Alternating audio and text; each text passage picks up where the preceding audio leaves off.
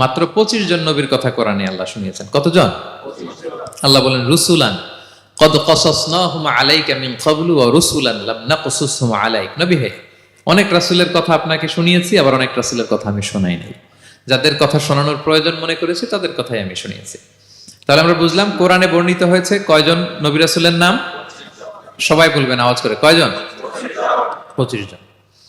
এবং এই 25 জন নবীর মধ্য থেকে 6 জনের নামে আল্লাহ 6টা সূরা ডেডিকেট করেছেন কোরআনে। 6টা সূরা উৎসর্গ করেছেন। সূরা ইউনুস, সূরা ইউসুফ, সূরা ইব্রাহিম, সূরা মুহাম্মদ, সূরা নূহ, সূরা হুদ। 6 জন নবী। কয়জন নবী? 6 নবীর নামে আল্লাহ তাআলা 6টা সূরা ডেডিকেট করেছেন। এবং এই যত নবী আল্লাহ তাআলা পাঠিয়েছেন সব নবীর উপর ঈমান আনা আবশ্যক। It's compulsory to believe in every messenger sent by Allah subhanahu wa ta'ala to validate our faith. আমাদের ঈমানটাকে প্রিজার্ভ করার জন্য সব নবীর উপর আমাদের ঈমান আনতে হবে। সব নবী। আমরা যে ঈমান আনি, ঈমানে মুফাসসাল, যেখানে 7টা বিষয়ের উপর বিস্তারিত ঈমানের যে ঘোষণা আমরা দেই, আমরা তো বলি যে ঈমানে একটা মুজমাল আর একটা কি মুফাসসাল। ঈমানে মুফাসসালে 7টা বিষয়ের প্রতি ঈমান আনতে হয়। আমানতু বিল্লাহি ওয়া মালাইকাতিহি ওয়া কুতুবিহি, তারপরে ওয়া রুসুলিহি, পাইছেন? ওয়াল ইয়াউমিল আখিরি ওয়া বিল কদরি খাইরিহি ওয়া শাররিহি মিনাল্লাহি তাআলা ওয়াল বা'সি বা'দাল মাউত। এই 7টা বিষয়ের উপর বিস্তর ঈমান আমাদেরকে আনতে হয়। এই 7টার মধ্যে রাসূলদের ব্যাপার আছে না নাই? রাসূলদের উপর ঈমান আনতে হবে। যদি না আনি তাহলে আরকানুল ঈমান পূর্ণ হলো না, আমার ঈমান পরিপূর্ণ হবে না। তাহলে রাসূলদের উপর পূর্ণাঙ্গ ঈমান আনা এটা আবশ্যক। এবং এই সকল নবী এবং রাসূলদের একটাই ধর্ম ছিল। ধর্মটার নাম কি? সবাই বলুন, কি নাম? সবার একটাই ধর্ম। সব নবীর একটাই ধর্ম। কারণ আল্লাহর কাছে মনোনীত ধর্ম কয়টা? একটা। ইন্নাদ দীনা ইনদাল্লাহিল ইসলাম। আল্লাহর কাছে মনোনীত একটাই ধর্ম, সেটা হচ্ছে ইসলাম। এই যে ইহুদি বলে, নাসারা বলে, এগুলো ধর্ম না। এগুলো বংশ, গোষ্ঠী, জাতির নাম অনুসারে নামকরণ করা হয়েছে। যেমন নাসারা এসেছে, ঈসা আলাইহিস সালামের মা মারিয়াম ফিলিস্তিনের নাসিরিয়া শহরে জন্মগ্রহণ করেছেন। নাসিরিয়া, ওইখান থেকে আসছে নাসারা। ইয়াকুব আলাইহিস সালামের 10 ছেলে, এই 10 ছেলের মধ্যে থেকে এক ছেলের নাম হচ্ছে ইয়াহুদা। এই ইয়াহুদা থেকে এসেছে ইহুদি।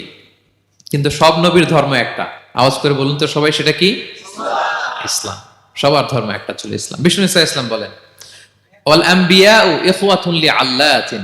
সেই বুখারীর বর্ণনা, নবীগণ হচ্ছে একে অন্যের বৈমাত্রেয় ভাইয়ের মতো। বৈমাত্রেয় ভাই মানে মা ভিন্ন কিন্তু বাবা এক, এরকম হয় না? ধরেন আমার বাবা যদি একাধিক বিয়ে করে, তো প্রত্যেক স্ত্রী গর্ভে যদি সন্তান আসে, তো আমরা সবাই তো ভাই, কি বলেন? কিন্তু মা ভিন্ন। মা কি? তবে বাবা এক। নবীদের দৃষ্টান্তটা এরকম। আল আম্বিয়া ও ইখওয়াতুন লিআল্লাত।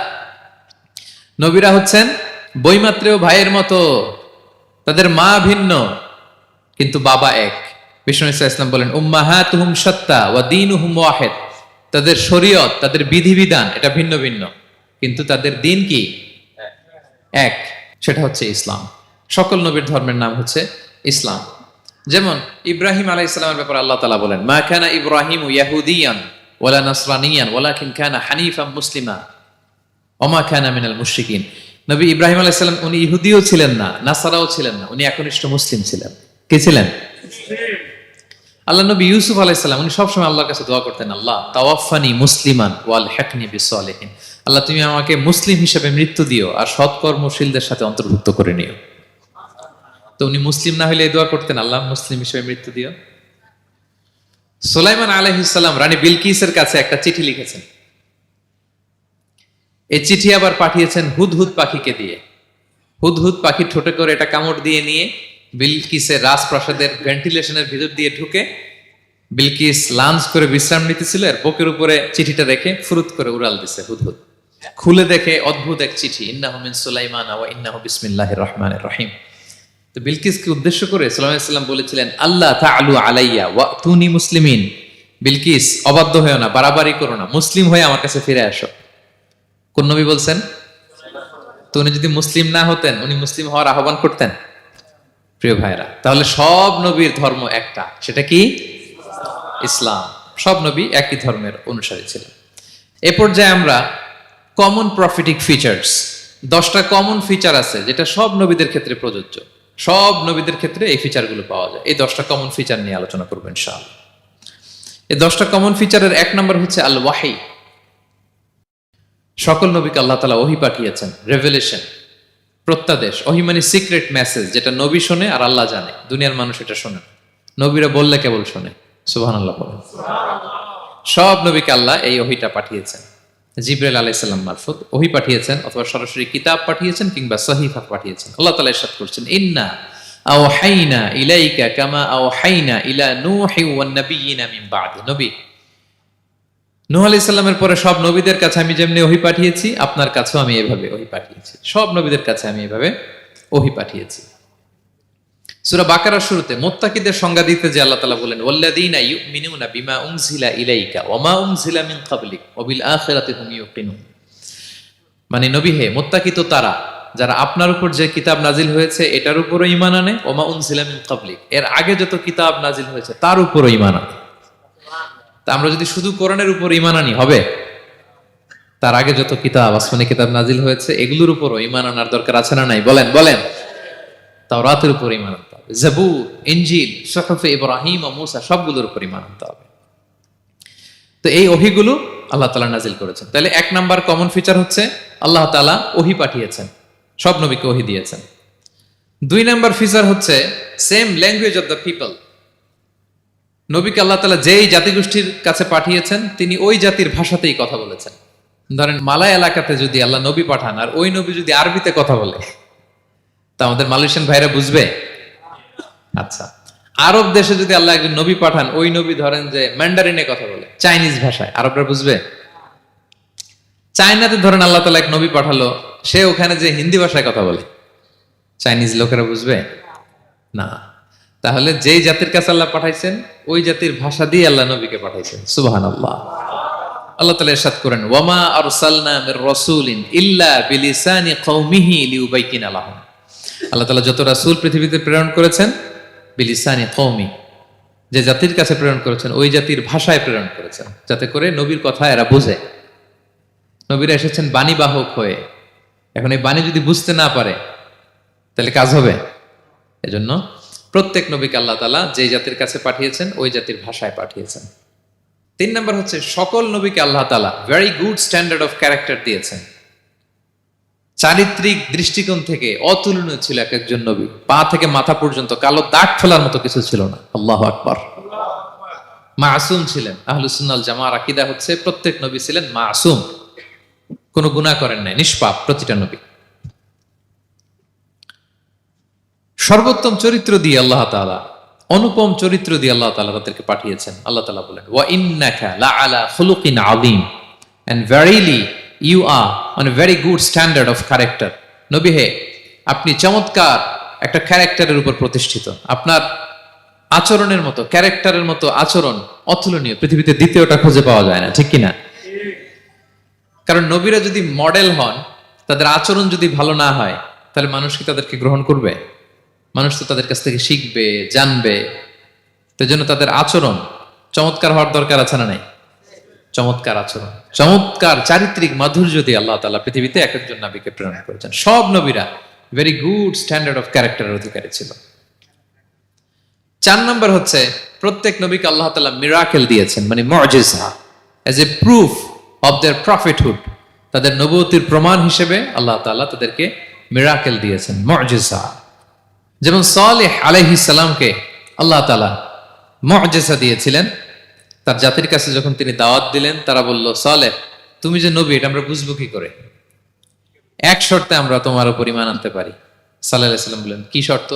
বলতেছে, এই যে পাহাড় দেখো, এই পাহাড়ের ভেতর থেকে যদি একটা উট বের করো, 10 মাসের গর্ভবতী একটা উটটা বেরোবে, বেরোয় বাচ্চা দিবে, সাথে সাথে আমরা উটের দুধ দহন করে খাবো, এরপর আমরা ঈমান আনবো।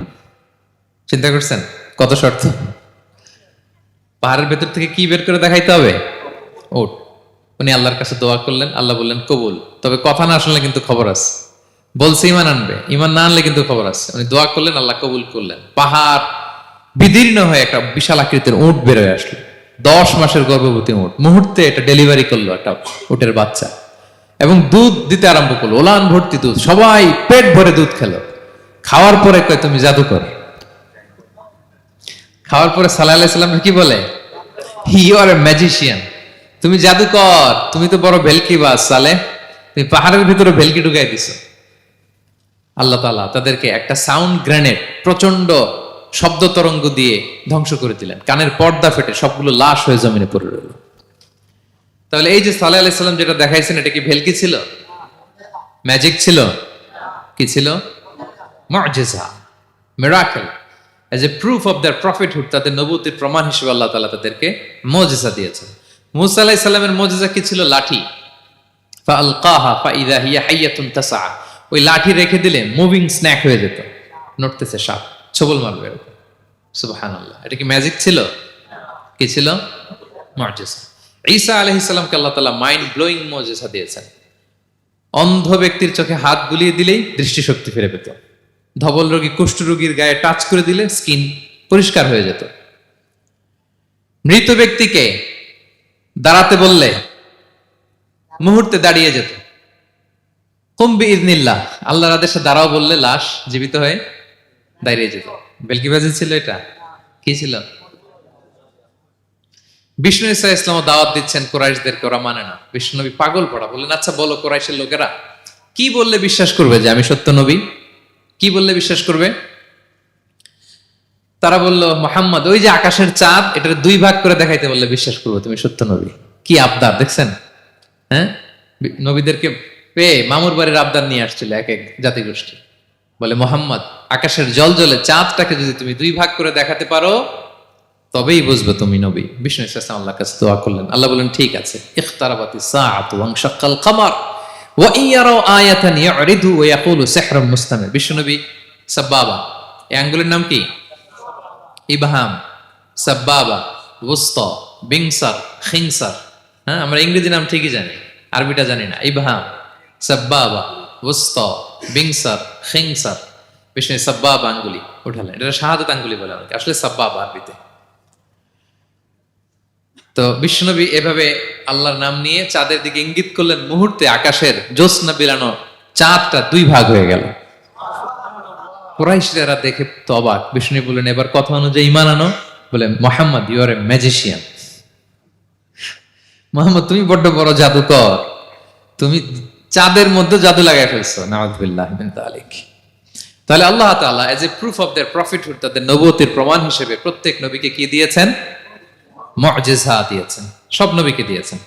5 নাম্বার, সকল নবীর দাওয়াতি মিশন এক ছিল, একই মিশন নিয়ে নবীরা পৃথিবীতে এসেছেন। সেটা কি? তাওহীদ, রিসালাত, আখিরাত। আমার সাথে সাথে বলেন তাওহীদ, রিসালাত, আখিরাত। তাওহীদ, রিসালাত, আখিরাত। এই তিনটা বুনিয়াদী শিক্ষা দিতে নবীরা এসেছে। তাওহীদ মানে ওয়াননেস অফ গড, আল্লাহ যে এক, সব নবী প্রচার করেছেন। রিসালাত মানে তারা যে বার্তাবাহক হিসেবে এসেছেন তাদের কথা মানতে হবে, এটার দাওয়াত দিয়েছেন। আখিরাত মানে হচ্ছে মৃত্যুর পরেও যে একটা জীবন আছে, সেই জীবনের ব্যাপারে প্রত্যেক রাসূলরা কি করেছেন? দাওয়াত দিয়েছেন। এবং কোন নবীর কথার সাথে আরেক নবীর কথার গরমিল পাওয়া যায় না, অমিল হয়নি।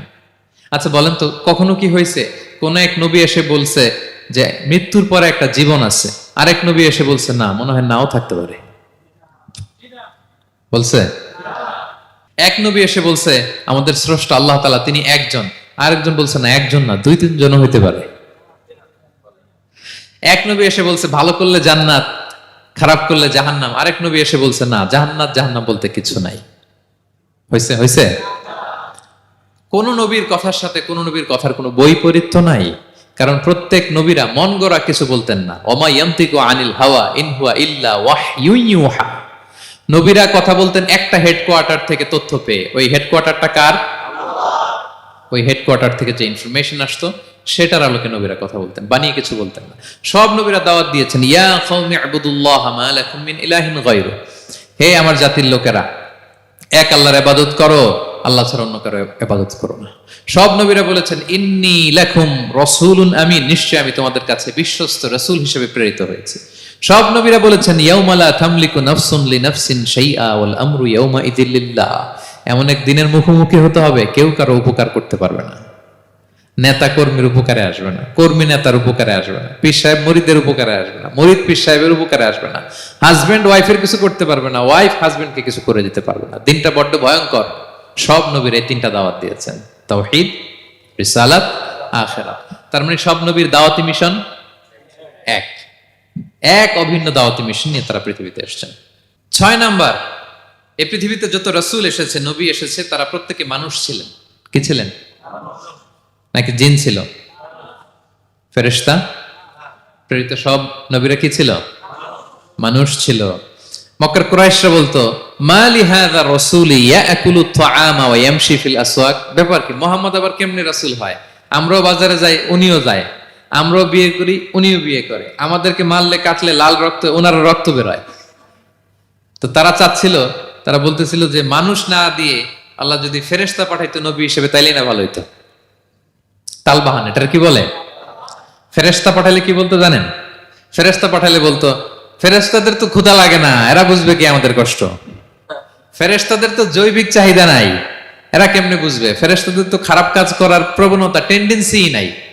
আমাদের যে কষ্ট, দুঃখ, ফিলিংস, সেটা তো ফেরেশতারা বুঝে না, ফেরেশতারা কেমনে আমাদের নবী হয়? এটা বলতো, ঠিক কিনা? তালবাহানা বলে, কেমন রাসূল, আমরা যা করি তাই করে। আল্লাহ বলেন, সব নবীকে আমি মানুষ হিসেবে প্রেরণ করেছি। বিষ্ণু ইসলাম বলেন, ইন্নামা আনা বাশারুম মিসলুকুম, নিশ্চয় আমি তোমাদের মতোই মানুষ।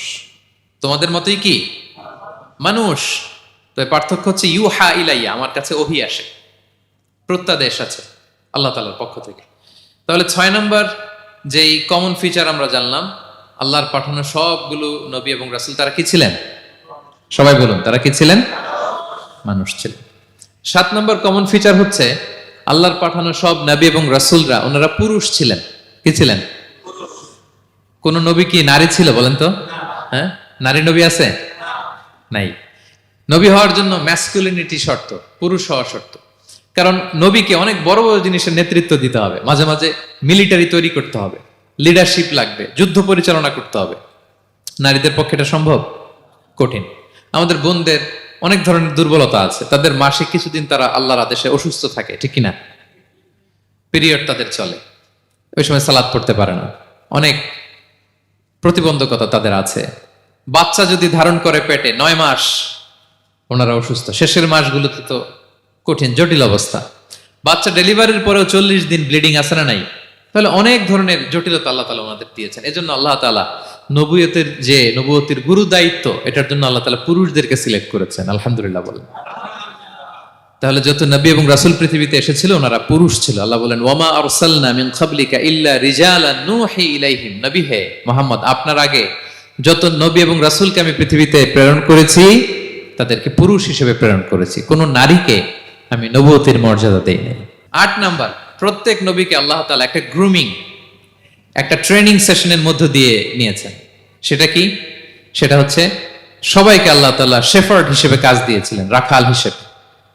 পৃথিবীর সব নবীরা ছাগল চড়াতেন, সব, আদম আলাইহিস সালাম থেকে শুরু করে বিষ্ণু ইসা ইসলাম পর্যন্ত। সুবহানাল্লাহ পড়বেন না? বিষ্ণু ইসা ইসলাম বলেন, মা বাআসাল্লাহু নাবিয়্যান ইল্লা রাআল গানাম। আল্লাহ এমন কোন নবী পাঠায় নাই যেই নবী ছাগল চড়ায় নাই। সব নবী। সাহাবার অবাক হয়ে বললেন, ওয়া আনতা ইয়া রাসূলুল্লাহ, হে নবী আপনিও ছাগল চড়িয়েছেন? বিষ্ণু বললেন, হ্যাঁ, আমি তো অল্প কিছু পারিশ্রমিকের বিনিময়ে মক্কার লোকদের ছাগল চড়িয়ে দিতাম। সুবহানাল্লাহ। কেন সব নবীকে দিয়ে আল্লাহ ছাগল চড়ালেন? এই ট্রেনিং সেশন, গ্রুমিং সেশন কেন? কারণ ছাগলকে একসাথে বসানো কঠিন। ছাগল একটু কি বলবো, একটু টেরা টাইপের প্রাণী, কথা শুনতে চায় না। ধরেন যে সারা সপ্তাহ আপনি খুব ব্যস্ত, একদিন সুযোগ পাইছেন সপ্তাহে যে আজকে আমি ফ্রি আছি, যাই পুকুরে যাই, আমিও গোসল করি, ছাগলটারও গোসল করাই। এটা ধরে যদি এখন পুকুরের দিকে টান দেন, কি করবে? পা দুইটা এমন শক্ত করে মাটিতে ধরে রাখবে, আপনি যত টানবেন ওর ঘাড়ের চামড়া ছিঁড়ে যাচ্ছে, তারপরেও আসে না। এরপর ছাগলগুলোর একসাথে রাখা কঠিন, একটা নেচে ওদিকে যায়, আরেকটা লাফ দেয় এদিকে, আরেকটা ওইদিকে। এদেরকে যদি কেউ একত্রিত করতে পারে, তাহলে এই জাতিকে, মানব জাতিকে একত্রিত করা তার জন্য একেবারে সহজ, পানি ভাত, ঠিক কিনা? এজন্য আল্লাহ এই মানব গোষ্ঠীর উপর লিডারশিপ কায়েমের আগে ছাগল চড়িয়েছেন। এবং যারা মরুভূমিতে ছাগল চড়ায়, যে শেফার্ড গুলো, যেই রাখালগুলো, তাদের অনেক শক্তিশালী হইতে হয়। গায়ে শক্তি না থাকলে ছাগল চড়ানো যায় না, কিন্তু লাঠি নিয়ে হই হই করে পিছনে দৌড়াইতে হয়, নেকড়ের ছোবল থেকে ছাগলগুলোকে রক্ষা করতে হয়, বাঘ নেকড়ে এগুলো থেকে বাঁচাইতে হয়। তার মানে এটা করার মধ্য দিয়ে এই জাতিকে কিভাবে জাহান্নামের আগুন থেকে বাঁচাবে নবীদের ওই ট্রেনিং হয়ে যায়। সুবহানাল্লাহ। ছাগল এদিক ওদিক দৌড়াতে থাকে, এদেরকে যেমনি একত্রিত করতে হবে, নবীদের কাজও হচ্ছে মানব গোষ্ঠীকে ইউনাইটেড করা, একত্রিত করা। এজন্য আল্লাহ তাআলা মা বাআসাল্লাহু নাবিয়্যান ইল্লা রাআল গানাম, এই পৃথিবীতে এমন কোন নবী পাঠান নাই যে এই নবীকে দিয়ে আল্লাহ তাআলা ছাগল চড়ান নাই। সব নবীর মধ্যে এটা কমন। 8 নম্বর পয়েন্ট। 9 নম্বর পয়েন্ট হচ্ছে enmity from their own people. যত নবী দাওয়াত নিয়ে আসছে তারা চ্যালেঞ্জের মুখোমুখি হয়েছেন, শত্রুতার মুখোমুখি হয়েছেন। কেউ ওনাদের জন্য রেড কার্পেট রিসেপশন দেয় নাই। নবীদের পথ ছিল বড় পিচ্ছিল, এটা কুসুমাস্তীর্ণ ছিল না, কণ্টকাকীর্ণ। কেউই সহজে মেনে নেয় নাই। দাওয়াত দিছে তো রিজেক্ট, সবাই প্রত্যাখ্যান করেছে, সবাই প্রত্যাখ্যান করেছে। এটা কমন ছিল, প্রত্যেক নবীকে এটা মুখোমুখি হতে হয়েছে। Mockery, vulgarism, operation, mental torture, physical torture and what not, সব ধরনের। ইভেন অনেক নবীকে হত্যা করা হয়েছে দিনের দাওয়াতের কারণে। বনি ইসরায়েলের লোকেরা তাদের নিজেদের 70,000 নবীকে নিজেরা হত্যা করেছে। এমনকি আমার নবী বিশ্বনবী মুহাম্মদ রাসূলুল্লাহ সাল্লাল্লাহু আলাইহি ওয়াসাল্লামকে হত্যার ষড়যন্ত্র করা হয়েছিল। আল্লাহ তাআলা দয়া করে বিশ্বনবীকে হিজরতের ব্যবস্থা করে দিয়ে প্রাণে বাঁচিয়েছেন, মক্কা থেকে মদিনাতে পাঠিয়ে দিয়েছেন। তাহলে এই পথ বড় কঠিন ছিল, নবীদের পথ, সব নবীর জন্য, এক্সেপ্ট সুলাইমান এবং দাউদ আলাইহিস সালাম, তাদের কথা ভিন্ন। এছাড়া সব নবীরা এই সংগ্রাম, এই বিরোধিতা, এই শত্রুতা, এই জেলাসি, এগুলোর মুখোমুখি হয়েছে পৃথিবীর সকল নবীরা, সকল নবীরা। বিষ্ণু ঈসা ইসলাম ঘুমাতে পারে নাই একটা রাত শান্তিতে। বিষ্ণুর বায়োগ্রাফি যদি আপনি পড়েন, জীবনে যদি পড়ে দেখেন, প্রত্যেকটা নবীর জীবনে এই কষ্টকর মুহূর্তগুলো ছিল। শত্রুতা সব নবীকে পোহাতে হয়েছে। বিষ্ণু ঈসা ইসলামের কাছে যখন প্রথম নাজিল হলো ইকরা বিসমি রাব্বিকাল্লাযী খালাক, সূরা আলাকের প্রথম কয়টা আয়াত? 5 আয়াত নিয়ে কোরআনের ভারে নতুন রেভুলেশন পেয়ে বিষ্ণুনবী কাঁপতে আরম্ভ করলেন। কাঁপতে কাঁপতে জ্বর এসে গেল বিষ্ণুনবীর গায়ে, নিচে নেমে আসলেন। খাদিজা রাদিয়াল্লাহু তাআলা আনহাকে বললেন, জাম্মিলুনি জাম্মিলুনি, আমাকে কম্বল চাপা দাও, আমার খুব শীত লাগছে, আমার জ্বর এসে গিয়েছে। কাঁপতে লাগলেন বিষ্ণু ইসলাম। খাদিজা রাদিয়াল্লাহু তাআলা আনহার এক চাচাতো ভাই ওয়ারাকা ইবনে নাওফল ছিল ইনজিল কিতাবের পণ্ডিত। খাদিজা রাদিয়াল্লাহু তাআলা আনহা বিষ্ণুকে নিয়ে চাচাতো ভাইয়ের কাছে গেলেন, যে বলেন, ভাই ওরাকা, দেখেন তো মোহাম্মদ কি বলে, সে কি দেখছে, কি নিয়ে আসছে, কাঁপতেছে আর বলতেছে আমি মরে যাব, আমাকে কম্বল চাপা দাও। ওরাকা বললেন, মোহাম্মদ কে এসেছিল বলতো? বিষ্ণু জিবরাইল ইসলামের বর্ণনা দিলেন। কি বলেছে বলতো?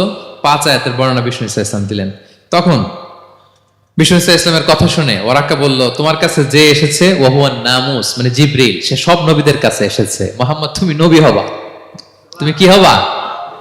তুমি নবী হবা, আখিরি নবী হবা তুমি। যে তোমার কাছে এসেছে সে সব নবীদের কাছে ওহী নিয়ে এসেছিল। আর জেনে রাখো মুহাম্মদ, তোমার এলাকার লোকেরা একদিন তোমাকে এলাকা থেকে বের করে দিবে। ভবিষ্যৎবাণী করতেছিলেন। বিশ্বনবী বললেন, আওয়া মুখরিজিয়াহুম, আমার ভাই বেরাদার, আমার জ্ঞাতি গোষ্ঠীর লোকেরা আমার এলাকা ছাড়া করবে? ওরাকা বললেন, হ্যাঁ। লাম ইয়াতি রাজুলুন কাত্তু বিমিসলি মা জিতা বিহি ইল্লা উদিয়া, তোমার মতো এরকম রিসালাতের দায়িত্ব নিয়ে যারাই কোনো জাতির কাছে এসেছে তাদের সাথে এরকম শত্রুতা করা হয়েছে। বিষ্ণু ইসলাম সেদিনের কথা শুনে, ওরাকার কথা শুনে অবাক হয়েছিলেন। তাহলে সব নবীদের ক্ষেত্রে 9 নম্বর কমন বৈশিষ্ট্য হচ্ছে তাদেরকে বাধার সম্মুখীন হতে হয়েছে। এখনো যারা নবীদের পথে চলবে বা চলে, তাদের জীবনে বাধা বিপত্তি আছে না নাই? হ্যাঁ, তারা জেনে বুঝেই এই পথে এসেছে, তারা হিসাব মিলিয়েই এই পথে নেমেছে। এজন্য বাধা বিপত্তি চ্যালেঞ্জ কোন মুমিনকে তার রাস্তা থেকে সরাতে পারে না, ঠিক কিনা বলেন? এক চুলো নড়াতে পারে না। এটা নবীদের পথ, এটা নবীওয়ালা কাজ। এখানে জুলুম থাকবে, এখানে বাধা বিপত্তি থাকবে, এখানে চ্যালেঞ্জ থাকবে। এই পথটা সোজা, সিরাতুল মুস্তাকিম। যদি শেষ মাথায় যাওয়া যায়, ডাইরেক্ট জান্নাতুল ফিরদাউস। আলহামদুলিল্লাহ। তাহলে সব নবীরা বাধার সম্মুখীন হয়েছে। 9টা কমন ফিচার গেল। 10 নম্বর, দ্য লাস্ট কমন ফিচার, পৃথিবীর সব নবীরা ইন্তেকাল করেছেন, আর কোন নবী আসবেন? আসবে? পৃথিবীর সব নবীরা মারা গিয়েছেন, কিন্তু আলামুল বারজাখে, বারজাখের জগতে নবীরা জীবিত। আই রিপিট, আমি আবারও বলি, প্রত্যেক নবী তার কবরে জীবিত। আলামুল বারজাখে। আমরা এই দুনিয়াতে আসার আগে যেই জগতে ছিলাম, ওই জগৎটার নাম হচ্ছে আলামুল আরওয়াহ, মানে রুহের জগৎ। সেখান থেকে আমরা এই জগতে এসেছি, এটার নাম আলামুদ দুনিয়া, দুনিয়ার জগৎ। আবার মৃত্যুর পরে যে নতুন এক্সটেশনে আমরা যাব সেটার নাম হচ্ছে আলামে বারজাখ, বারজাখের জগৎ। নবীরা ওই বারজাখের জগতে জীবিত। বিষ্ণু ইসলাম সুনানে আবু দাউদের হাদিসে বলেন যে ইন্নাল্লাহ হাররামা আলাল আরদি আন তাকুলা আজসাদাল আম্বিয়া, আল্লাহ তাআলা এই জমিনকে, নবীদের দেহকে কনজিউম করাকে হারাম করে দিয়েছেন। মানে জমিনের জন্য নবীদের লাশকে পচিয়ে ফেলা, খেয়ে ফেলা হারাম। যত নবী যেখানে ইন্তেকাল করেছেন তাদের পবিত্র দেহ মোবারক এখনো আগের মতো একেবারে যখন মৃত্যুবরণ করেছিলেন তখন লাশটা যেমন তাজা ছিল, এখনো প্রত্যেকে তার কবরে এরকম তাজা লাশ নিয়ে শুয়ে আছে। প্রত্যেক নবী কবরে জীবিত, বিষ্ণু ইসলাম ওনার কবরে জীবিত। তবে এটা বারজাকি জগতে। এই দুনিয়া তিনি যেভাবে জীবিত ছিলেন ওইভাবে না, বারজাকি জগতে জীবিত। আমরা যখন প্যারা নবীর উপর সালাম পৌঁছাই, দুরুদ পড়ি, প্রত্যেক ফেরেশতা, একটা ফেরেশতা আছে এই দুরুদগুলোকে নিয়ে বিষ্ণুনবীর কাছে পৌঁছায়। আপনার বাবার নাম, আপনার নাম বলে ফেরেশতা বলে যে অমুকের ছেলে অমুক আপনাকে সালাম দিয়েছে। বিষ্ণুনবী কবর থেকে নিজে ওই সালামের উত্তর বলে, কারণ বিষ্ণু ইসলাম বারজাকের জগতে তিনি জীবিত। হায়াতুন নবী, বারজাকের জগতে তিনি জীবিত। আরেক হাদিসে বিষ্ণু ইসলাম বলেন আল আম্বিয়া ও আহিয়াউন ফি কুবুরিহিম ইউসাল্লুন, নবীরা তাদের কবরে জীবিত, সেখানে তারা সালাত আদায় করে। নবীরা তাদের কবরে কি করে? সালাত আদায় করে। তাহলে এই 10টা হচ্ছে কমন ফিচার্স এবং প্রফিটস, সব নবীদের মধ্যে এই বিষয়গুলো পাওয়া যায়। সর্বশেষ পয়েন্ট হচ্ছে lessons from the life of the profits. এত নবী রাসূল যে আল্লাহ তাআলা আমাদের হেদায়েতের জন্য পাঠালেন, তাদের জীবনী থেকে আমাদের জন্য শিক্ষা কি, লেসন কি, এটা জানার দরকার আছে না নাই? বলেন, কি লেসন আমরা নিব? অনেক লেসন আছে, আমি সংক্ষিপ্ত পরিসরে দুই একটা বলি। আমি আমার মিজানুর রহমান আজহারি ভেরিফাইড ইউটিউব চ্যানেলে প্রফেট সিরিজ নামে একটা সিরিজ করেছি, 25 পর্বের। কোরআনে কয়জন নবীর নাম উল্লেখ হয়েছে? 25। আর আমার চ্যানেলে কয় পর্ব? তার মানে 25 জন নবীর ব্যাপারে আমি ওয়েল ডকুমেন্টেড ম্যানারে একাডেমিকলি আলোচনা করেছি। আপনারা শুনবেন, আপনাদের জন্যই করেছি, শুনবেন আপনারা। এবছর 21শে বইমেলায় আপনারা শুনেছেন আমার একটা বই প্রকাশিত হয়েছে, বইয়ের নাম হচ্ছে জেগে ওঠো আবার। এটা আমি নিজে লিখেছি। আরেকটা বই 6 খণ্ডের আমি সম্পাদনা করেছি, সেটা হচ্ছে ছোটদের নবী রাসূল। বইটার নাম কি? ছোটদের নবী রাসূল। সত্যায়ন প্রকাশন থেকে 6 পর্বের খুব চমৎকার গ্রাফিক্যাল ইউজার ইন্টারফেস দিয়ে আপনার সোনামণিরা, বাচ্চারা তারা জেনে যাবে যে তাদের আসল আইকন কারা, তাদের আসল সুপার হিরো কারা, তাদের অনুসরণীয় অনুকরণীয় ব্যক্তিত্ব হবে কারা। এই বইটা লিখতে, সম্পাদনা করতে আমাদের অনেক চ্যালেঞ্জ আমরা ফেস করেছি, কারণ এটা আপনাদের জন্য লিখি নাই, লিখছি কাদের জন্য? বাচ্চাদের জন্য। আমি বাচ্চাদেরকে গল্প শোনাচ্ছি এরকম একটা ভাব নিয়ে লিখেছি। আমি বারবার ভেবেছি যে আমার ছোট্ট মেয়েটাকে যদি আমি শোনাই, ওকে বুঝাইলে ও কিভাবে বললে বুঝবে। গল্পের মতো করে খুব রস দিয়ে, আনন্দ দিয়ে প্রতিটা বাক্য এভাবে সাজানো হয়েছে। 6 খণ্ডের ছোটদের নবী রাসূল সিরিজ, যদি সুযোগ হয় আপনারা সংগ্রহ করবেন। বড়দের নিয়েও আমরা নবী রাসূলদের উপর আমাদের সামনে কাজ আসবে, আমরা জানাবো। তো আজকের এই কায়েত ফাউন্ডেশন বাংলাদেশের এই প্রোগ্রামে সর্বশেষ যে পয়েন্টটা আপনাদের সামনে আমি উপস্থাপন করতে চাই সেটা হচ্ছে lessons from the life of the profits. নবী রাসূলদের জীবনী থেকে আমাদের জন্য কি শিক্ষা? 25 জন নবীকে কভার করা সম্ভব হবে না। আমি সেখান থেকে মাত্র 7 জন নবীর জীবনী থেকে 7টা শিক্ষা 7 মিনিটে বলে আমরা শেষ করে দেব ইনশাআল্লাহ বিইذنিল্লাহ। প্রথমে আমরা শুনবো সাইয়েদনা আদম আলাইহিস সালামের জীবনী থেকে শিক্ষা। পৃথিবীর প্রথম নবী কে ছিল বলেন তো? আদম আলাইহিস সালাম। আমরা যেমনি আমাদের শৈশব ছিল, কৈশোর ছিল, যৌবন, তারপর বার্ধক্যের দিকে যাচ্ছি, ওনার কি এরকম ছিল? আদম আলাইহিস সালামের শৈশব ছিল না? ছিল? কৈশোর ছিল? কনফিউশনে পড়ে গেছে। ছিল? ছিল না। মজার ব্যাপার হচ্ছে ওনার শৈশব কৈশোর ছিল না, ওনাকে আল্লাহ সৃষ্টি করতে যুবক করে সৃষ্টি করছে। সুবহানাল্লাহ, এত আসতে কেন? সৃষ্টি করতেই যুবক, 60 হাত লম্বা। কয় হাত? 60 হাত লম্বা করে তৈরি করছেন আদম আলাইহিস সালামকে। আপনারাও যারা জান্নাতে যাবেন 60 হাত লম্বা হয়ে ঢুকবেন, 33 বছরের যুবক হয়ে ঢুকবেন। 80 বছর বয়সে মারা গেল, কত বছর বয়সে ঢুকবেন? গালে কোনো দাড়ি থাকবে না। এই দুনিয়ায় দাড়ি রেখে নেন, ওখানে দাড়ি ছাড়া উঠবেন একেবারে কোনো জুরদা মুর্দা। ও আবনা ও সালাসা ওয়া সালাসিন, 33 বছরের তাগড়া ইয়াং সুপারস্টার হয়ে জান্নাতে ঢুকবো আমরা। তো আদম আলাইহিস সালামকে আল্লাহ প্রথম নবী করে পৃথিবীতে পাঠালেন। ওনাকে জান্নাতে সব খাইতে বললেন যে সব খাও, একটা গাছের কাছে যেও না। কিন্তু শয়তান সে তার মিশন নিয়ে আসে, সে আদম আলাইহিস সালামকে ভুলভাল বোঝালো, আদম আর হাওয়াকে, যে একটা কাজ করো, আল্লাহ তাআলা তোমাকে না করছে কেন জানো? আল্লাহ তো চায় না তুমি জান্নাতে থাকো, আল্লাহ চায় তোমাদেরকে দুনিয়াতে পাঠাই দিবে। তো তুমি যদি ওই গাছের ফল খেয়ে ফেলো, আল্লাহ আর দুনিয়াতে পাঠাইতে পারবে না। কিন্তু আল্লাহ চায় তোমাদেরকে কই পাঠাবে? কিন্তু যদি গাছের ফল খেয়ে ফেলো আর পাঠাইতে পারবে না। এজন্য আল্লাহ নিষেধ করছে গাছের ফল খায় না। চিন্তা করছেন? উল্টা, পুরো উল্টোটা বুঝাইছে। তো ভুল করে সাইয়েদনা আদম আলাইহিস সালাম হাওয়া আলাইহিস সালাম খেয়ে ফেলছেন এই ফল। খাওয়ার পরেই আল্লাহ তাআলা পাঠাই দিলেন পৃথিবীতে, যাও জমিনে যাও, এই জান্নাতে আর থাকা যাচ্ছে না। কাঁদতে আরম্ভ করলেন আদম আর হাওয়া আলাইহিস সালাম, কাঁদতে কাঁদতে অনুতপ্ত হয়ে আল্লাহর কাছে দোয়া করলেন। তো পুরো আদম আলাইহিস সালামের জিন্দেগির সবচেয়ে বড় শিক্ষা হচ্ছে রিপেন্টেন্স, অনুতপ্ত হওয়া। কি হওয়া? অনুতপ্ত হওয়া। আমরা ভুল করব, কুল্লুকুম খাত্তাউন, আমরা সবাই পাপী। সবাই কি পাপী? কে পাপ করি না? আমরা সবাই পাপী। কিন্তু মনে রাখবেন, আমাদের পাপ যত বড় হোক, আল্লাহর রহমতের দরিয়া তার চাইতেও বড়, অনেক বড়। তিনি দয়াময়, তিনি মেহেরবান, তার দয়ার শেষ নাই, তার মায়ার শেষ নাই। তার রহমতের দরিয়া যে কত বড় আপনি কল্পনাও করতে পারবেন না। শয়তান আর আমাদের মধ্যে পার্থক্য হচ্ছে, শয়তান পাপ করে পাপে অটল থাকে, কিন্তু বিশ্বাসীরা পাপ করার সাথে সাথেই ক্ষমা চায় কার কাছে? এটা হচ্ছে আদম আলাইহিস সালামের জীবনী থেকে আমাদের জন্য সবচেয়ে বড় লেসন। সাইয়েদনা আদম আলাইহিস সালাম উনি ভুল করে যখন বুঝতে পারলেন, অনুতপ্ত হলেন, চোখের পানি ছাড়লেন। 2 ফোঁটা পানি আল্লাহর কাছে সবচাইতে প্রিয়।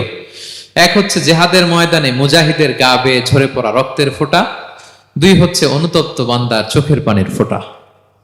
অনুতপ্ত বান্দা নিজের ভুল স্বীকার করে মাথাটা নিচু করে চোখের পানি ছেড়ে দিয়ে যখন আল্লাহর কাছে কাঁদে, তার চোখের পানি চোখ বেয়ে নাকের ডগা বেয়ে জমিনে ড্রপ করার আগেই আল্লাহ তার সব গুনাহ মাফ করে দেয়। সাইয়েদনা আদম আলাইহিস সালাম কাঁদতে আরম্ভ করলেন, কাঁদতে কাঁদতে অনুতপ্ত হয়ে দোয়া করলেন, রব্বানা যালামনা আনফুসানা ওয়া ইল্লাম তাগফির লানা ওয়া তারহামনা লানাকুনান্না মিনাল খাসিরিন।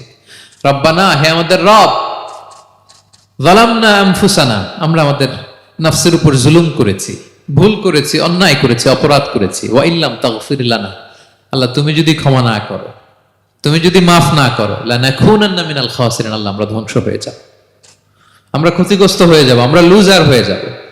এই বাক্যগুলো বলে বলে যখন আল্লাহ তাআলার কাছে দোয়া করলেন, আল্লাহর রহম হলো।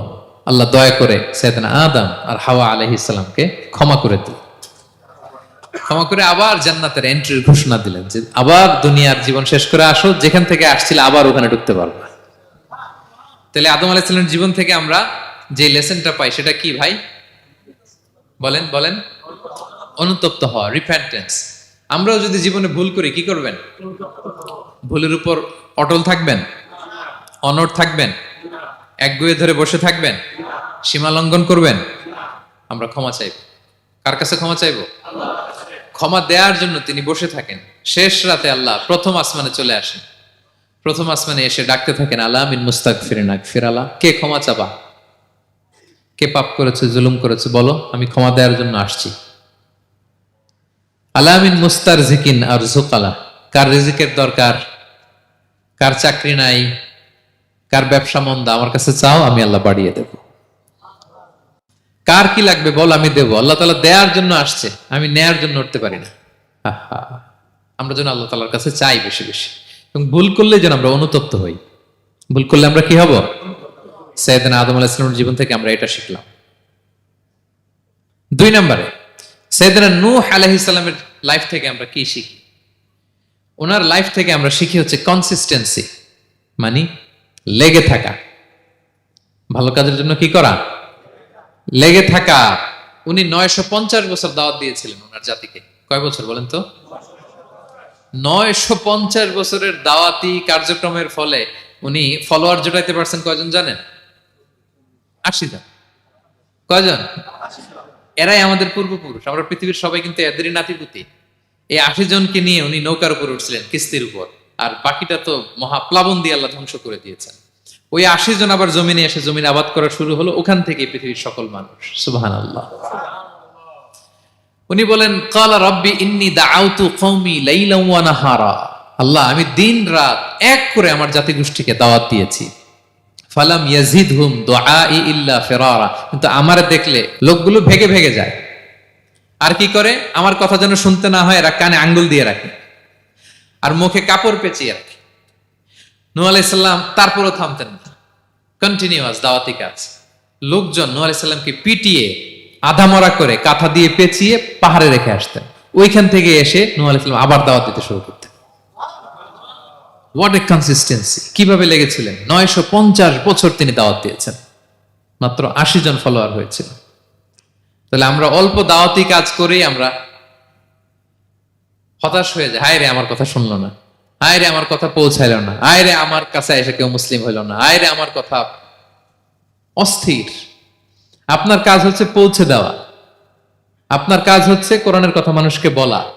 এটা দিয়ে কতটুকু কি হবে এটার ফয়সালা কার? তাহলে নূহ আলাইহিস সালামের জীবনী থেকে আমাদের শিক্ষা হচ্ছে কনসিস্টেন্সি। 950 বছর উনি লাগাতার দাওয়াত দিয়েছেন, থামে নাই, হতাশ হয় নাই, হাল ছাড়া নাই।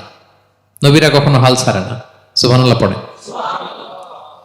3 নাম্বার, ইব্রাহিম আলাইহিস সালামের জীবনী থেকে আমাদের জন্য শিক্ষা হচ্ছে ওবিডিয়েন্স, আনুগত্য। কি করে আল্লাহ তাআলার কাছে আনুগত্য করতে হয়। আল্লাহু আকবার। আমি মনে হয় 1 ঘন্টার উপরে আলোচনা করেছি আমার প্রফেট সিরিজ ইব্রাহিম আলাইহিস সালামের জীবনী নিয়ে। ওনার পুরো জীবনটা, আল্লাহ কোনো কিছু বলতে দেরি, আল্লাহর আদেশের সামনে মাথা পেতে দিতে ইব্রাহিম আলাইহিস সালামের দেরি হয়নি। আল্লাহ বলছেন আসলিম, ওয়া ইয ক্বালা রাব্বুহু আসলিম ক্বালা আসলামতু লিরাব্বিল আলামিন। হে ইব্রাহিম সারেন্ডার, সারেন্ডার। সুবহানাল্লাহ। ইব্রাহিম আনুগত্য করো, আল্লাহ আনুগত্য করছি।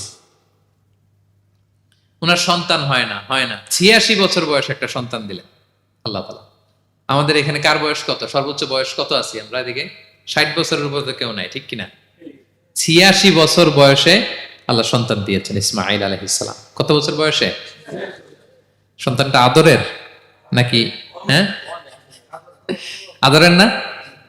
শেষ কালে একটা সন্তান পেলেন 86 বছর বয়সে। ইব্রাহিম আর হাজেরার ঘরকে উজাড় করে ফুটফুটে এক সন্তান ইসমাঈল আলাইহিস সালাম আসলেন। ভালোবাসা, আদর যেন ঠিকরে পড়ে, এত গদগদ ভালোবাসা। এবার বললেন যাও হাজেরা আর দুধের সন্তান ইসমাইলকে মরুভূমিতে ফেলে দিয়ে আস। বলতে দেরি, রেখে আসতে দেরি নেই। এটাই হচ্ছে ইব্রাহিম আলাইহিস সালামের আনুগত্য।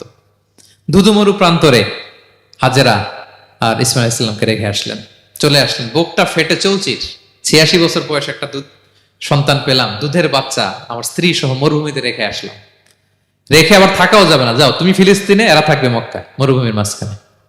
পরে আল্লাহ জুরহুম কওমের মাধ্যমে এদেরকে পানি, জামজাম অনেক কিছু দিলেন। লম্বা ঘটনা, ওদিকে যাচ্ছে। এরপর হৃদয় যখন ফেটে চৌচির হয়ে যায় তখন আল্লাহ তাআলা বলেন ঠিক আছে যাও, যা একটু ছেলেরা দেখে আসো। এবার যে দেখে ছেলেরা আরো মায়া লাগে, কারণ একটু বড় হয়েছে তো, এবার দৌড়াইতে পারে, হাঁটতে পারে। সুবহানাল্লাহ বলেন। এবার যখন দৌড়াইতে পারে, হাঁটতে পারে, আব্বু আব্বু বলে ডাকতে পারে, মায়াটা যখন একটু গাঢ় হয়েছে, আল্লাহ বলে এবার ছেলেরা জবাই কর। দেখছেন কি পরীক্ষা! 86 বছর বয়সে সন্তান পেল, রেখে আসলো মরুভূমিতে। একটু বড় হইল, দেখা করতে গেল, এবার বলে জবাই করো। জবাই করো বলতে দেরি, ছুরি চালাতে দেরি হয়নি। কুরবানির ইতিহাস লম্বা ইতিহাস, দিকে যাব। এরপরে আল্লাহ কবুল করলেন। এরপরে বললেন বাপ বেটা মিলে মরুভূমির মধ্যে ঘেমে ঘেমে একটা ঘর বানা। এরপরে ঘোষণা দাও মানুষকে যেটা আমার ঘর। বাপ বেটা মিলে কষ্ট করে একটা ঘর বানালেন। এবার বললেন আজান দাও, ঘোষণা দাও, সবাই যেন এখানে আসে। আল্লাহ কারে ঘোষণা দিব? কেউ তো নাই। বলতেছে তুমি ঘোষণা দাও, এই ঘোষণার শব্দ পৃথিবীর সব মানুষের কর্ণকুহরে আমি আল্লাহ নিজ দায়িত্বে পৌঁছে দেব। আমরা যারা রুহের জগতেও তখনও ছিলাম, যারা লাব্বাইক বলতে পেরেছি, তাদের ঠিকই নসিবে ওই কাবা ঘর জিয়ারতের নসিব হয়ে যাবে। উনি ঘোষণা দিলেন, দেখেন কেউ নাই, ধুধুমরু প্রান্তর। আজকের মক্কাকে কল্পনা করেন তো কি অবস্থা। এই রমজানের লাস্ট 10 days অফ রমাদান আপনি জায়গা পাবেন? হজের চেয়েও বেশি মানুষ। কিভাবে আল্লাহ কবুল করেছেন, কিভাবে আনুগত্য, সাবমিসিভনেস, নিজেকে আল্লাহর কাছে পুরো সুপর্দ করা, এর নমুনা সাইয়েদনা ইব্রাহিম আলাইহিস সালাম পেশ করেছেন। তাহলে সংক্ষিপ্ত কথা হচ্ছে, আল্লাহ নবী ইব্রাহিম আলাইহিস সালামের জীবনী থেকে আমাদের জন্য শিক্ষা হচ্ছে অবিডিয়েন্স, আনুগত্য, কিভাবে আল্লাহর আদেশের সামনে মাথা পেতে দিতে হয়। পারা যাবে তো?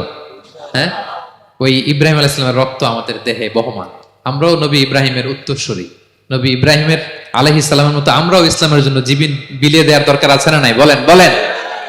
শক্ত পদে আমাদেরকেও এরকম স্যাক্রিফাইসের মেন্টালিটি অর্জন করতে হবে। অবিডিয়েন্স, আনুগত্যের শিক্ষা আমরা নবী ইব্রাহিম আলাইহিস সালামের কাছ থেকে পাই। 4 নম্বর, ইয়াকুব আলাইহিস সালাম, ওনার জীবনী থেকে শিক্ষা হচ্ছে পেশেন্স, ধৈর্য। আমাদের অনেকের ধৈর্য নাই, আমরা অস্থির, অল্পতে ধৈর্য হারাই ফেলি। ধৈর্য এমন একটা গাছ, এই গাছের সারা গায়ে অনেক কাঁটা, কিন্তু এই গাছের ফল বড্ড মিষ্টি। ধৈর্য এমন একটা গাছ, গাছের সারা গায়ে কি, কিন্তু ফলটা। ইয়াকুব আলাইহিস সালামের কলিজার টুকরা ইউসুফ আলাইহিস সালামকে ভাইয়েরা মেরে আহত করে কুয়ায় ফেলে দিস, কুয়া থেকে নিয়ে মিশরে বিক্রি করে দিস।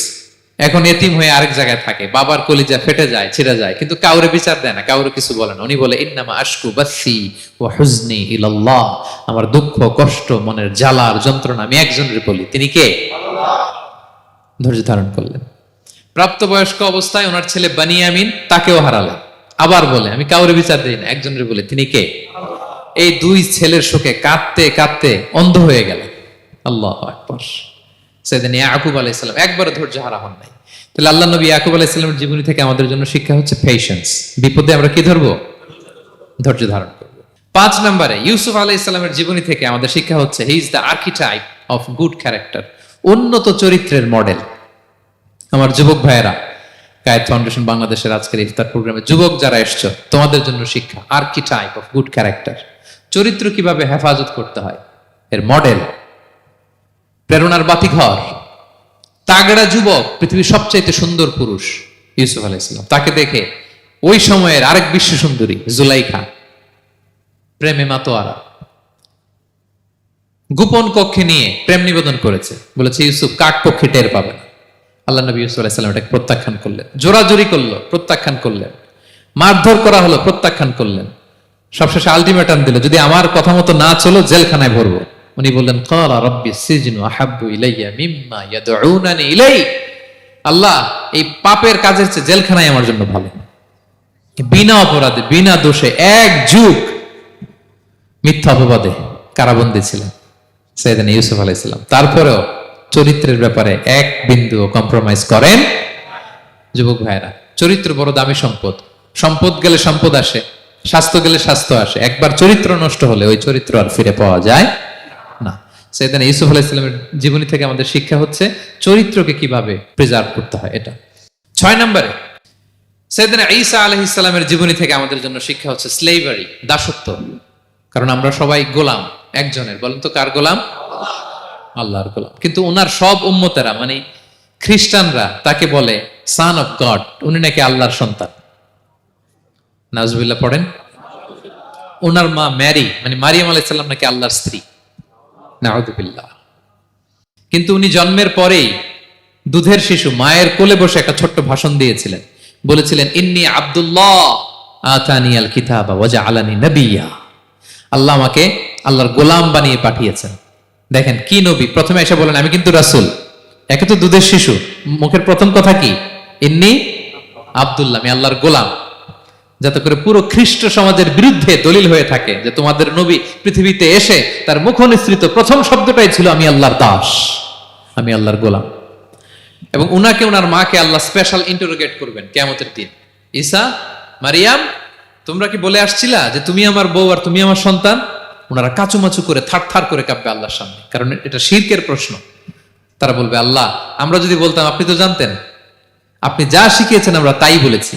আল্লাহ জানেন যে উল্টাপাল্টা কিছু বলে নাই, তারপরেও কোটি কোটি মানুষের সামনে এত বিশাল জনগোষ্ঠী কেন এই নবীকে আল্লাহর সন্তান বললো? আল্লাহ তাআলা ঈসা আলাইহিস সালামকেও ছাড়বেন, জিজ্ঞেস করবেন। তিনি বলবেন আল্লাহ, আমি যে তোমার গোলাম এটার দাওয়াত দিয়েছি, আর আজীবন গোলামের মতোই ছিলাম। ঈসা আলাইহিস সালাম কৃষকের সাথে, মজুরের সাথে, কুলির সাথে, ধোপাতের সাথে বন্ধুত্ব করেছিলেন। সমাজের নিচু শ্রেণীর লোকেরা ছিল তার ফলোয়ার। আল্লাহু আকবার। তাহলে সাইয়েদনা ঈসা আলাইহিস সালামের জীবনী থেকে আমরা শিখলাম আমরা সবাই আল্লাহর গোলাম, আল্লাহর দাস। সর্বশেষ নবী, বিশ্ব নবী, পেয়ারা নবী মুহাম্মদুর রাসূলুল্লাহ সাল্লাল্লাহু আলাইহি সাল্লামের জীবনী থেকে কি শিক্ষা? এই শিক্ষা তো বলতে গেলে ঘন্টার পর ঘন্টা লাগবে। একটা শিক্ষা শুধু বলি, সেটা হচ্ছে মার্সি, ওমা আরসালনাকা ইল্লা রাহমাতাল লিল আলামিন। I have sent you as a mercy for the entire universe. নবী হে, আমি আপনাকে গোটা বিশ্বের সবার জন্য রহমত করে প্রেরণ করেছি।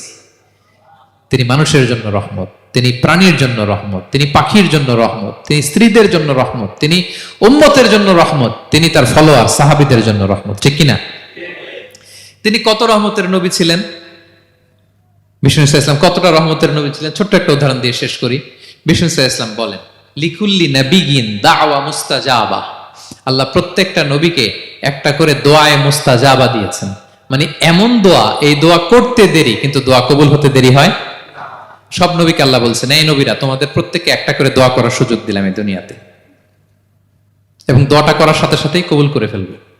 বিষ্ণু নবী বলেন, লিকুল্লি নাবিয়িন দাওয়া মুস্তাজাবা। সব নবীরা একটা করে দোয়া মুস্তাজাব পেয়েছেন, দাআউ বিহা। আর নবীরা ওই দোয়াটা দুনিয়াতেই করে ফেলছে। সব নবীর ওই স্পেশাল দোয়া যেটা করলেই কবুল, ওটা সব নবীরা কি করছে? দুনিয়াতেই করে ফেলেছে। কিন্তু বিষ্ণু নবী বলেন, ওয়া ইন্নী আখতাবিউ দাওয়াতি শাফাআতান লি উম্মতি ইয়াউমাল কিয়ামা। আমি আমার সেই দোয়াটা এই দুনিয়ার বুকে অন্যান্য নবীদের মতো করি নাই। আমি আমার দোয়াটা আমার গুনাহগার উম্মতের জন্য কিয়ামতের কঠিন দিনে তারা যখন মুসিবতে পড়ে যাবে, ওই মুসিবত থেকে বাঁচার জন্য ওই দোয়াটা আমি আমার উম্মতের জন্য রেখে দিয়েছি। ওয়া ইন্নী আখতাবিউ দাওয়াতি শাফাআতান লি উম্মতি ইয়াউমাল কিয়ামা। সব নবীরা এই দোয়াটা করেছে, দুনিয়াতেই কবুল হয়ে গিয়েছে। কিন্তু বিষ্ণু নবী বললেন, আমি চাইলে এই দোয়াটা করতে পারতাম। তায়েফের ময়দানে বিষ্ণুনবী ওই দোয়া করলে বিষ্ণুনবীর গা দিয়ে রক্ত ঝরে না। কুরাইশদের সাথে বিষ্ণুনবীর 3 বছর জেল খাটা লাগে না। মদিনাতে বিষ্ণুনবী অনেক না খেয়েছিলেন, পেটে পাথর বেঁধেছিলেন, দোয়া করলে জান্নাত থেকে খাবারের বস্তা চলে আসতো, মুহূর্তেই কবুল। জীবনের কোন কঠিন পরিস্থিতিতে বিষ্ণুনবী এই দোয়াটা করে নাই। বিষ্ণু বলেন, আমি আমার এই দোয়াটা স্পেশালি আমার গুনাহগার উম্মতের জন্য রেখে দিয়েছি। কিয়ামতের কঠিন ময়দানে আমার গুনাহগার উম্মত যখন বিপদে পড়ে যাবে, তাদেরকে ওই বিপদ থেকে বাঁচানোর জন্য ওই দোয়াটা আমি প্রিজার্ভ করে দিয়েছি। বিষ্ণু ইসলাম আমার জন্য এই দোয়াটা রেখে দিয়েছে। প্রিয় ভাইয়েরা, এই দোয়াটা আপনার জন্য রেখে দিয়েছেন। বিষ্ণুনবী দোয়াটা আমাদের জন্য রেখে দিয়েছেন। চাইলে এই দুনিয়াতে এই দোয়াটা করতে পারতেন, করেন নাই। সব নবীরা করে ফেলেছেন।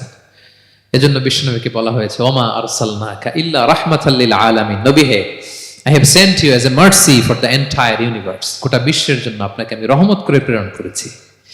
আপনি রহমতের নবী, আপনি দয়ার নবী, মায়ার নবী। বিষ্ণুনবীর জীবনী থেকে শিক্ষা হচ্ছে, আমরাও যেন আমাদের অধীনস্থ যারা আছে তাদের প্রতি যেন রহমদিল হই। আমরা আমাদের প্রতিবেশীদের প্রতি যেন রহমদিল হই। আমরা আমাদের ফ্যামিলির সদস্যদের প্রতি যেন রহমদিল হই। এই মার্সি, এই দয়া মায়ার ছোঁয়া যেন বিষ্ণুনবীর উম্মত হিসেবে আমাদের হৃদয়েও থাকে। সবাই পড়ি আমিন। তাহলে সম্মানিত সুধী, নবীদের এই লাইফ লেসন থেকে আমরা যেগুলো শিখলাম, এগুলো আমাদের জীবনে বাস্তবায়নের দরকার আছে না নাই? বলেন বলেন। বেশি বেশি নবীদের জীবন চর্চা করবেন তো? প্রফেট সিরিজের যে লেকচারগুলো আপনাদের জন্য রেখেছি, আপনারা শুনবেন তো? সবাই ছেলে মেয়েদেরকে নবীদের জীবনী শেখাবেন তো? তারাই হচ্ছে আমাদের রিয়াল হিরো, তারাই হচ্ছে সুপার হিরো। দে আর আওয়ার আইকন। এবং আমাদের হেদায়েতের জন্য তাদেরকে আল্লাহ তাআলা আমাদের কাছে পাঠিয়েছেন নবী হিসেবে, রাসূল হিসেবে। নবীরা যেই পথে চলেছেন, যে দিক নির্দেশনা আমাদেরকে দিয়েছেন, আমরা যেন আমাদের জীবনকে ওই পথে ওই মতে পরিচালিত করতে পারি। আল্লাহ তাআলা আমাদের সবাইকে কথাগুলো বোঝার ও আমল করার তৌফিক দান করুন। হাযা মা ইনদি ওয়াল ইলমু ইনদাল্লাহ আলাইহি তাওয়াক্কালতু ওয়া ইলাইহি উনীব। ওয়াসসালামু আলাইকুম ওয়া রাহমাতুল্লাহি তাআলা ওয়া বারাকাতুহু।